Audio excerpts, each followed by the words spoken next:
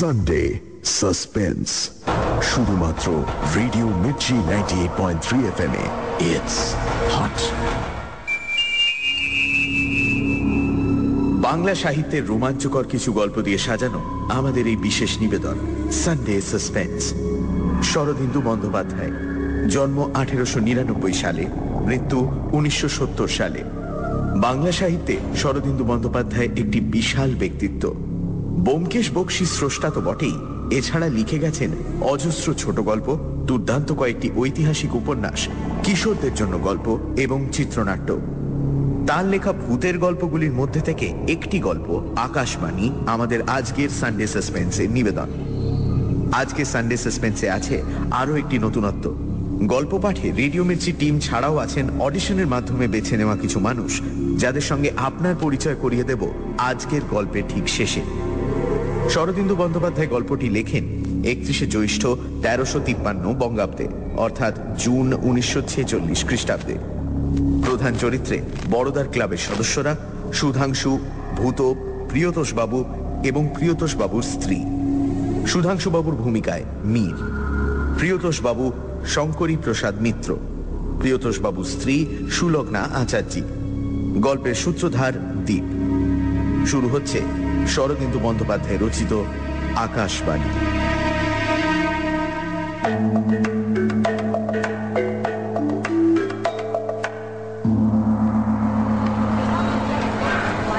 ক্লাবের বারান্দায় আমরা কয়েকজন নীরবে বসে ধূমপান করছিলাম। ফাল্গুন মাসের অপরূপ একটি গোধূলি যেন বাতাসে গোরচনার স্নিগ্ধ শিকড়কণা ছড়াচ্ছিল। এমন সন্ধ্যায় বড়দার মুখেও ভূতের গল্প বন্ধ হয়ে গিয়েছিল। সে গুনগুন করে একটা প্রেমের গান ভাঁজছিল, যৌবন নিকুঞ্জে গাহে পাখি। এমন সময় সুধাংশু এসে দেখা দিল। সুধাংশু আমাদের বন্ধু হলেও এতদিন ক্লাবের সভ্য ছিল না, সম্প্রতি হয়েছে। সম্ভবত বড়দার সঙ্গে ভূত প্রেত নিয়ে তর্ক করবার মতলব নিয়েই সে ক্লাবে ঢুকেছে। প্রিয়জনী সম্বন্ধে এত বড় নাস্তিক বড় একটা দেখা যায় না। বড়দার সঙ্গে চোখাচোখি হলেই তার মুখ লড়াইয়ে ভেড়ার মতো জুজুৎসু ভাব ধারণ করত। তারপর দুজনের মধ্যে যে তর্ক আরম্ভ হতো তার তুলনা খুঁজতে হলে রামায়ণ মহাভারতের শরণাপন্ন হতেই হয়। কিন্তু আজ লক্ষ্য করলাম সুধাংশুর সে তেজ নেই। মুখখানা কেমন যেন ফ্যাকাশে, মনের মধ্যে সে যেন বড় রকম ধাক্কা খেয়েছে। অমূল্য জিজ্ঞেস করল, হে সুধাংশু, কেন পাংশু বদন তোমার? সুধাংশু উত্তর দিল না, সোজা বড়দার মুখের সামনে গিয়ে দাঁড়ালো। একাগ্রভাবে কিছুক্ষণ তার মুখের পানে তাকিয়ে থেকে গাঢ় স্বরে বলল, ভাই বড়দা, পায়ের ধুলো দাও। বলে তার পায়ে হাত ঠেকিয়ে মাথায় স্পর্শ করল। আমরা সকলে হাঁ করে রইলাম। এমন কাণ্ড জীবনে দেখিনি। বড়দাও ভ্যাবাচাকা খেয়ে গেছিল। সুধাংশুর হাত ধরে পাশের চেয়ারে বসাতেই সে বলে উঠল, তোমার কাছে ক্ষমা চাইছি। কালকের ঘটনার পর আর আমার প্রেতজনিতে অবিশ্বাস নেই। অতঃপর কালকের ঘটনা শোনবার জন্য আমরা তাকে ঘিরে বসলাম। কিছুক্ষণ উন্মনাভাবে আকাশের পানে তাকিয়ে থেকে সুধাংশু আরম্ভ করল, মাসখানেক হলো আমাদের পাড়ায় একটি নতুন বাঙালি ভদ্রলোক এসেছেন, প্রিয়তোষবাবু। ওই যে বাড়িখানা আগে মাইনার স্কুল ছিল সেই বাড়ি ভাড়া নিয়ে আছেন। বাড়ির চারধারে পাঁচিল ঘেরা ফাঁকা জমি, হলদে রঙের বাড়িখানা। তোমরা দেখেছো বোধ হয়। প্রথম দিনই প্রিয়তোষবাবুর সঙ্গে আলাপ হয়েছিল। পাড়ায় নতুন বাঙালি এসেছেন, তাই সাদর সম্ভাষণ করবার জন্য নিজেই আগ বাড়িয়ে তার কাছে গিয়েছিলাম আর কি। বছর 45 বয়সের একটু শৌখিন গোছের ভদ্রলোক। প্রথম দিন এসেই মিস্ত্রি ডাকিয়ে বাড়ির মাথার উপর রেডিওর এরিয়েল বসাচ্ছিলেন। আমার সঙ্গে মামুলি 2-4টে কথা হলো। কাজকর্ম কিছু করেন না, পয়সা আছে, আর ওই সন্তান টন্তানও কেউ নেই। বছর 10 আগে স্ত্রী মারা গেছেন। তারপর থেকে খেয়াল মতো এখানে ওখানে ঘুরে বেড়ান। এর আগে বছর 1.5 গয়ায় ছিলেন, সেখানে আর মন টিকলো না, তাই চলে এসেছেন। ভদ্রলোক একলা থাকেন, অথচ এত বড় বাড়ি নিয়ে কি করবেন এই ভেবে তখন একটু আশ্চর্য মনে হয়েছিল, কিন্তু প্রথম আলাপেই তো ও কথা জিজ্ঞেস করা যায় না। তিনি যেসব আসবাবপত্র সঙ্গে এনেছিলেন তাও বেশ দামি আর শৌখিন। দেখলাম লোকটি বিপত্নিক এবং বয়স্ক হওয়া সত্ত্বেও প্রাণটা কিন্তু বেশ তাজা রেখেছেন। তারপর আরো বার দুই তার বাড়িতে গিয়েছিলাম। তার চরিত্রে দু একটি ছোটখাটো অসঙ্গতি চোখে পড়েছিল। তিনি শৌখিন লোক, কিন্তু নিজেই রান্না বান্না করেন। একটি মাত্র শুকো চাকর রেখেছেন, সে দিনের বেলায় কাজকর্ম সেরে বাড়ি চলে যায়। তার বাড়িতে মেয়ে মানুষের পাট নেই, অথচ বসবার ঘরটি ছবির মতো সাজিয়ে রেখেছেন। পুরুষ মানুষ যে এত গোছালো হতে পারে তা চোখে না দেখলে বিশ্বাস হয় না। আরো লক্ষ্য করলাম লোকটা যে পরিমাণে অমায়িক সেই পরিমাণে মিশুকে নয়। কথা ভারী মিষ্টি, কিন্তু কম কথা বলেন। কথা বলতে বলতে বা শুনতে শুনতে কিরকম যেন অন্যমনস্ক হয়ে পড়েন। তাছাড়া আমি 3 বার তার বাড়িতে গেলাম, তিনি একবারও তার পাল্টা দিলেন না। একটু বিরক্তি বোধ হলো। সন্দেহ হলো তিনি হয়তো মনে করেন তাকে বড়লোক মনে করে আমি তার মোসাহেবি করবার চেষ্টা করছি। তাই যাওয়াটা বন্ধ করে দিলাম। তারপর ওই পথে ঘাটে মাঝে মাঝে দেখা হতো, এই পর্যন্ত। এইভাবে 3 সপ্তাহ কেটে গেল। প্রিয়তোষ বাবুর সম্বন্ধে মনটা যখন প্রায় নির্লিপ্ত হয়ে এসেছে, এমন সময় তার নামে কয়েকটা কথা কানে এলো। এসব খবর মেয়েদের কানেই আগে পৌঁছয়। আমার স্ত্রী খবরটা দিলেন, প্রিয়তোষ বাবু নাকি সুবিধের লোক নন। রাত 10টার পর তার বাড়িতে মেয়ে মানুষের গলার আওয়াজ শোনা যায়, আর পাড়ার কেউ কেউ নাকি তা শুনেছে।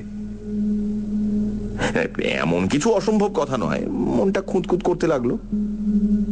প্রিয়তোষ বাবুকে যেটুকু দেখেছিলাম তাতে তাকে লম্পট দুশ্চরিত্র বলে মনে হয়নি। তবু কিছুই বলা যায় না। যাদের সারা জীবন ধরে দেখছি তাদেরই চিনতে পারলাম না, আর প্রিয়তোষ বাবুর চরিত্র এক নজরে চিনে নেব না, এত অহংকার আমার নেই। তাছাড়া সত্যি হোক আর মিথ্যে হোক, এই বিষয়ে করবার তো কিছু নেই। করবার মধ্যে ওই বৈঠকখানায় বসে মুখরোচক জল্পনা করতে পারি। অন্তত তখন তাই মনে হয়েছিল। কাল সকালবেলা পাড়ার ছোকরা দলের চাই ভূত আমার সঙ্গে দেখা করতে এলো। ভূত ডাকাবুকো ছেলে, মনের মধ্যে মার প্যাঁচ নেই, মেজাজ কড়া। সে এসেই প্রিয়তোষ বাবুর কথা তুলল। শুনেছেন বোধ হয়? দেখলাম ভূতর মন এখনো আমাদের মতো ওই যাকে বলে নির্লিপ্ত জল্পনা প্রবণ হয়ে ওঠেনি। একটু ইতস্তত করে স্বীকার করতে হলো, হ্যাঁ কিছু কিছু শুনেছি বই কি। ভূত টেবিলের ওপর কিল মেরে বলল, এরকম লোক পাড়ায় রাখা যেতে পারে না। ছেলেরা বলছে একদিন ধরে দুঘা দেওয়া যাক, তাহলেই পালাবে। ভূত আর তার দল বয়সে আমাদের চেয়ে অনেক ছোট, কিন্তু মনে মনে তাদের বাহুবলকে সম্ভ্রম করি। তবু এই ক্ষীণ আপত্তি করে বললুম, শুধু কানাঘুষোর ওপর এতটা বাড়াবাড়ি করা কি ঠিক হবে? বরং কথাটা সত্যি কিনা ভালোভাবে যাচাই করে যা হয় করা উচিত। ভূত বলল, বেশ, তো আপনি যাচাই করুন। অতঃপর ভূতর সঙ্গে পরামর্শ করে ঠিক হলো রাতে গিয়ে প্রিয়তোষ বাবুর বাড়িতে আড়ি পাতা।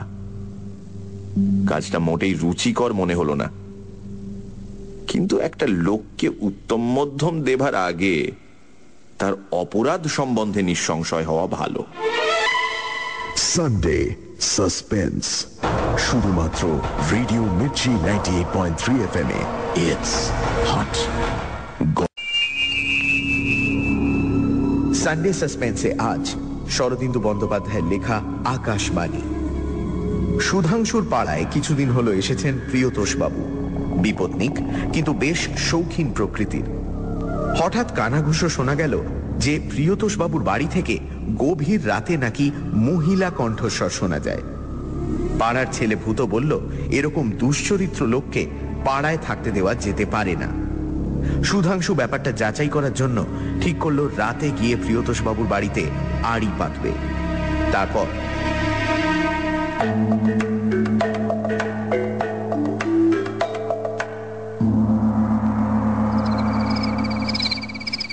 রাত 10:30টার পর খাওয়া দাওয়া সেরে রাবার সোল জুতো পায়ে দিয়ে বেরুলুম। স্ত্রীকে বলে গেলুম, ফিরতে হয়তো দেরি হবে, ঘুমিও না, আর দিল্লি থেকে ফিল্মি গান দিচ্ছে রেডিওতে, তাই শোনো। প্রিয়তোষ বাবুর দরজার সামনে ভূতোর সঙ্গে দেখা হলো।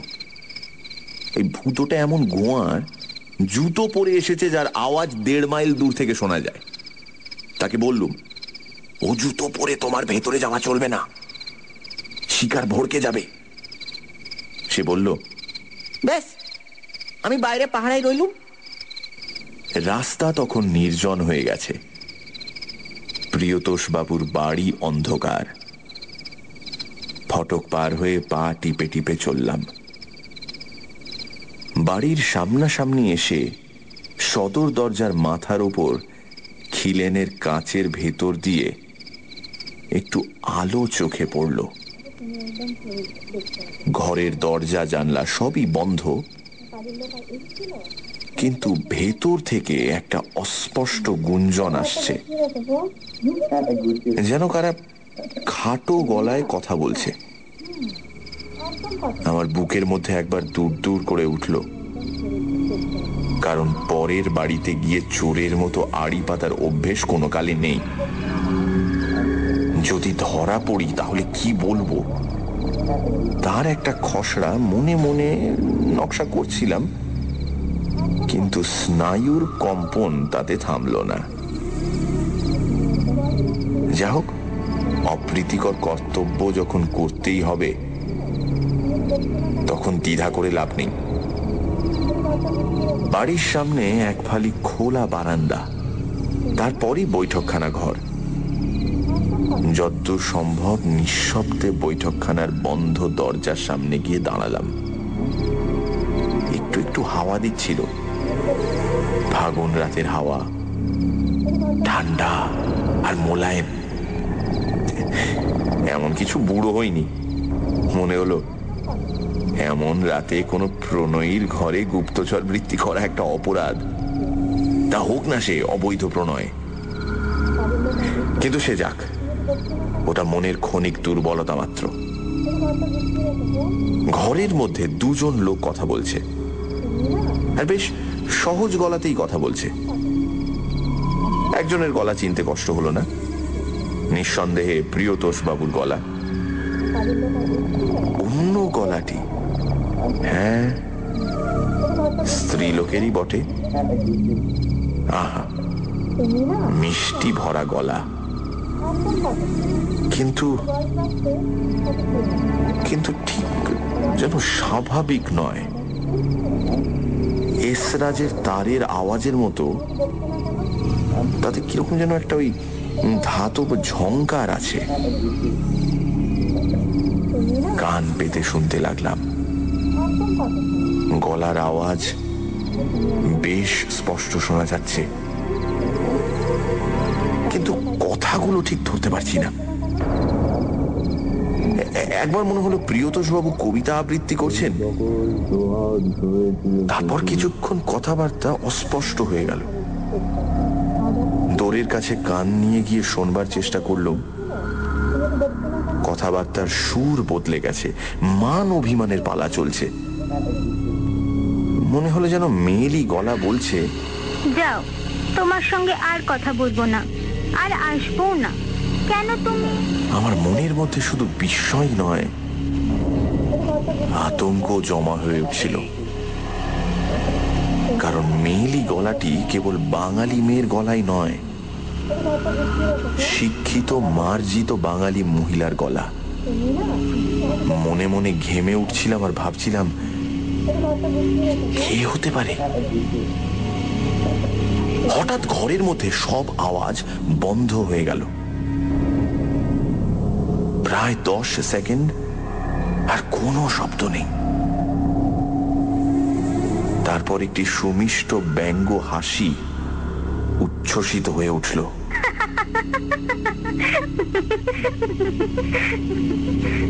হাসি থামলে স্পষ্ট স্ত্রী কণ্ঠ শুনতে পেলাম। একটি ভদ্রলোক দৌড়ের কাছে দাঁড়িয়ে আড়ি পাচ্ছেন, যাও আদর করে ঘরে এনে বসাও। চমকে উঠলাম, পালাবো কিনা ভাবছি, এমন সময় প্রিয়তোষ বাবু দরজা খুলে দাঁড়ালেন। ঘরের মধ্যে আলো ছিল, কম পাওয়ারের একটা নীল বাল্ব জ্বলছিল। দেখলাম প্রিয়তোষ বাবুর মুখে বিরক্তি এবং ক্ষোভ মাখানো রয়েছে বটে, কিন্তু অবৈধ প্রণয়ে ধরা পড়া লজ্জা সেখানে লেশমাত্র নেই। উল্টে তিনি বললেন, আসুন। একরকম অসাড় ভাবেই ঘরে ঢুকলাম। ঘরের মধ্যে কিন্তু আর কেউ নেই। মেয়েলি গলার অধিকারিণী কোথায় যেন অদৃশ্য হয়ে গেছে। কেবল ঘরের একপাশে রেডিও সেটের ভেতর থেকে আলো বেরুচ্ছে, যেন প্রিয়তোষবাবু এতক্ষণ বসে রেডিও শুনছিলেন, যন্ত্রটা বন্ধ না করেই দরজা খুলতে এসেছেন। প্রিয়তোষবাবু যদি আমার সঙ্গে রূঢ় আচরণ করতেন তাহলে আমিও একটু জোর পেতুম, কিন্তু এতই ভদ্রভাবে আমাকে রেডিওর কাছে নিয়ে গিয়ে বসালেন যে আমার মুখে আর কথা জোগালো না। তিনি নিজের মুখের ওপর দিয়ে একবার হাত চালিয়ে ধীরভাবে প্রশ্ন করলেন, কিছু দরকার আছে কি? আমি উত্তর দেবার আগেই সেই ব্যঙ্গ হাসি আমার কানের কাছে আবার ঝংকার দিয়ে উঠল। আমি ধড়মড় করে উঠে দাঁড়িয়ে দেখি আওয়াজটা আসছে রেডিওর ভেতর থেকে। তারপরই কথা শুনতে পেলুম, বিদ্রুপ ভরা তীক্ষ্ণ কণ্ঠের কথা। দরকার আছে বই কি, তুমি কার সঙ্গে কথা বলছো তাই চুরি করে শুনতে এসেছেন। সভয়ে রেডিওর কাছ থেকে সরে এলাম। মাথার চুল বোধহয় খাড়া হয়ে উঠেছিল, গায়েও কাঁটা দিয়েছিল।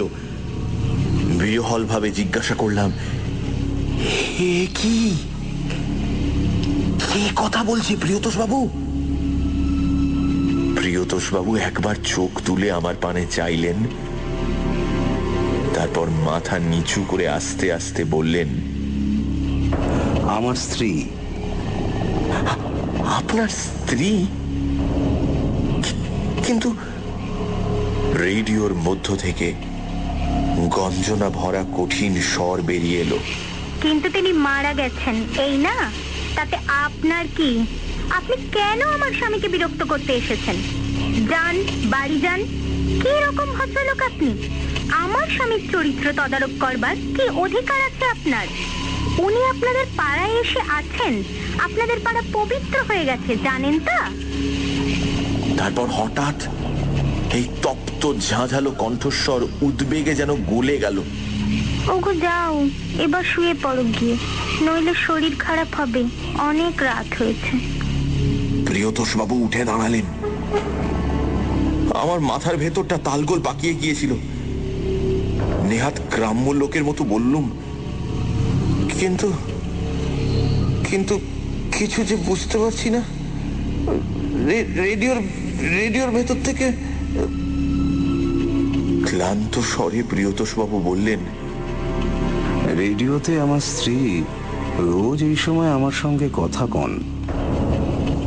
তার মৃত্যুর পর থেকেই এমনি হয়ে আসছে। আমার জীবনের এই একমাত্র সম্বল। উনি সংসার চালান, উনি সবকিছু করেন, আমি শুধু ওর কথা মতো কাজ করে যাই। বিস্ময়ের ঘোরে মনটা তখনও অর্ধ মূর্ছিত হয়েছিল। বললুম, কিন্তু এ কি করে সম্ভব হয়? রেডিও থেকে অধীর উত্তর এলো, আপনি সে বুঝবেন না, বুঝবার বৃথা চেষ্টাও করবেন না। তার চেয়ে বাড়ি যান, আপনার স্ত্রীর বুকের ব্যামো আছে না? ভালো চান তো শিগগির বাড়ি যান, নইলে হয়তো আর দেখতে পাবেন না। শেষের দিকে কথাগুলো ভয়ঙ্কর গম্ভীর হয়ে উঠল। সেই যে সাধু ভাষায় বলে বেত্রাহত কুকুর, ঠিক সেইভাবে প্রিয়তোষ বাবুর বাড়ি থেকে বেরিয়ে নিজের বাড়ি মুখ দৌড়তে আরম্ভ করলুম। পথে ভূত বোধহয় সঙ্গ নিয়েছিল, কিন্তু সেটা জাগ্রত চেতনার কথা নয়, আবছায়া একটা অনুভূতি মাত্র। বাড়ি পৌঁছে দেখি বসবার ঘরে রেডিওটা খোলা রয়েছে, কিন্তু তার ভেতর থেকে কোনো আওয়াজ বেরোচ্ছে না।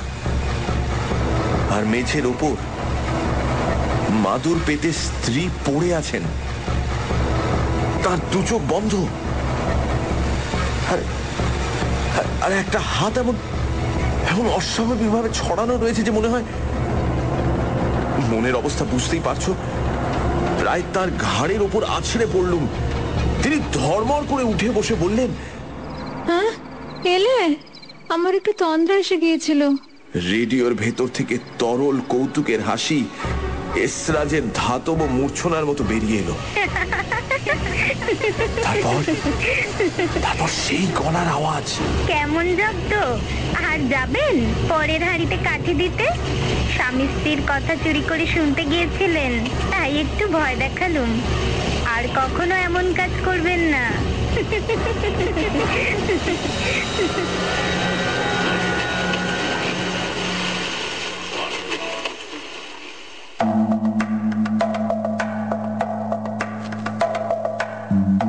শুনছিলেন আকাশবাণী, রচনা শরদিন্দু বন্দ্যোপাধ্যায়। প্রিয়তোষ বাবুর ভূমিকায় ছিলেন দমদম সিঁথি থেকে শঙ্করী প্রসাদ মিত্র। ইনি নাটক নিয়ে চর্চা করেন। প্রিয়তোষ বাবুর স্ত্রীর ভূমিকায় পিকনিক গার্ডেন থেকে সুলগ্না আচার্যি, মিডিয়া সায়েন্সের ছাত্রী। এছাড়া সুধাংশুর চরিত্রে মীর, গল্পের সূত্রধার দীপ, শব্দগ্রহণ, আবহ সঙ্গীত এবং স্পেশাল এফেক্টসে রিচার্ড, পরিকল্পনা ও পরিচালনায় ইন্দ্রাণী।